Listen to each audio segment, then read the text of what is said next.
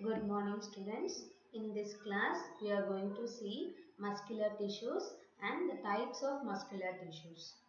So muscular tissues consist of a long elongated cells and it is responsible for the movement in our body. So their main function is to provide the movement for the body, and also it contains a special protein called contractile protein which is used for contraction and relaxation of muscle, and it is causing that movement. So these muscular cells are made up of muscle cells. So and it is forming the major part of the contractile tissue. So contractile is nothing but it is a kind of protein in the muscle tissues. So they are composed of numerous myofibrils. So myofibril is nothing but it is a single cell which contains the multiple of nucleus, multinucleated cells, and that kind of cells are forming together to form a muscular tissues. So each muscle is made up of a long cylindrical fibers arranged parallel to one another, striped ones. Okay, they are bundling up together. That kind of fibers are arranged in a parallel position to one another to form a muscular tissues. So the types of muscular tissues. So according to their structure, location and functions, the muscular tissues are differentiated into three main types. That is skeletal muscle or striated muscle, smooth muscle or non-striated muscle, then cardiac muscle. Then we'll see now each and every types. The first one is skeletal muscle. So the skeletal muscles are literally attached to the bones and it is responsible for our body movement. Since it is called the skeletal muscles. So they are working under our control. We are moving our hands, or we are taking the things, we are moving our hand to take a particular thing. So such kind of functions are called as voluntary functions. So the voluntary functions are controlled by voluntary muscles. Okay, the things which we are doing voluntarily is called as voluntary function, and the voluntary functions are controlled by voluntary muscles. So it is giving them a striped or striated appearances. Look at this picture.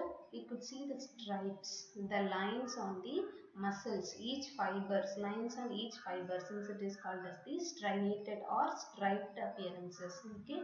So they possesses a multinucleated. So here it contains n number of nucleus. 1, 2, 3, 4 nucleus. It contains a multiple nucleus. So they occur in our biceps and triceps. So have you heard about the workout, bicep workout or tricep workout? So it is nothing but having 2 points of attachment at one end. So there are 2 points are joining at a particular end, two joints at a particular end, one end. Okay.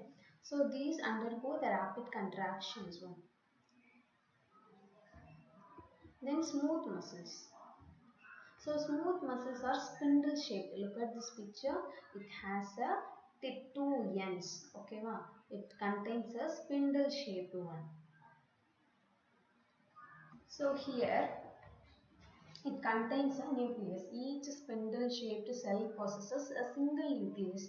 You could see from this picture, one cell possesses only one nucleus. Unlike from the skeletal muscle. Okay, it doesn't contain any stripes here, any lines here, since it is called as the non-striated. So it is the control of our will. So it is an involuntary muscles. It is out of control, out of human control. And that is which could perform, the organ which could perform their own function is called as involuntary function, and such type of functions are controlled by the involuntary muscles. Okay, here it contains, we could look these kind of muscles in the walls of internal organs such as the blood vessels, gastric glands, intestinal villi, and villi is nothing but it is used for the absorption of mineral particle in the kidney and urinary bladder, and contain this type of smooth muscles. Then the cardiac muscle. So it possesses a special contractile tissues. So the cardiac muscle is nothing but our heart muscles. So literally heart is regularly pumping, regularly doing their work. It is contraction, relaxation. So such kind of proteins are present in the cardiac muscles.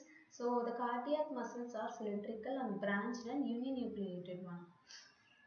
You can look from this picture, they are uninucleated. They possesses a single nucleated one. Okay, here the branches are joined to one another. So it is looking at, since it is called as the intercalated disc. So intercalated is nothing but which is insertion of one another. Here one branch is inserted into the another branch, and that is called as intercalated discs. So it is the special feature of the cardiac muscles which is inserted to one another, and that is the special feature of the cardiac muscles. The contraction of cardiac muscle is involuntary, we know. So the contraction of cardiac muscle is involuntary and the heart is not under our control. So it is called as involuntary and it is rhythmic. We could hear the laptop sound while it is contraction and relaxation. Then the nervous tissues. So the nervous tissue is composed of nerve cells or neuron. Nerve cells is otherwise called as neurons. So neurons are the longest cell of the body. So neurons are the structural and functional unit of nervous tissue. So we know cell is the basic structural and functional unit of our body, and likewise neuron, the nerve cells are the structural and functional unit of our nervous tissues.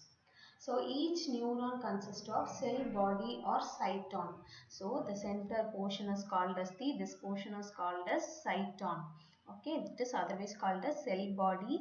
Here the branches are called as dendrons. Okay, then this portion is called as axon. It is long, elongated, fiber-like process that is arising from cyton and it is ending up with the fine branches, and that is called as terminal ending. Thank you, students. From this, this chapter has been completed. We'll start with a new chapter in the next class.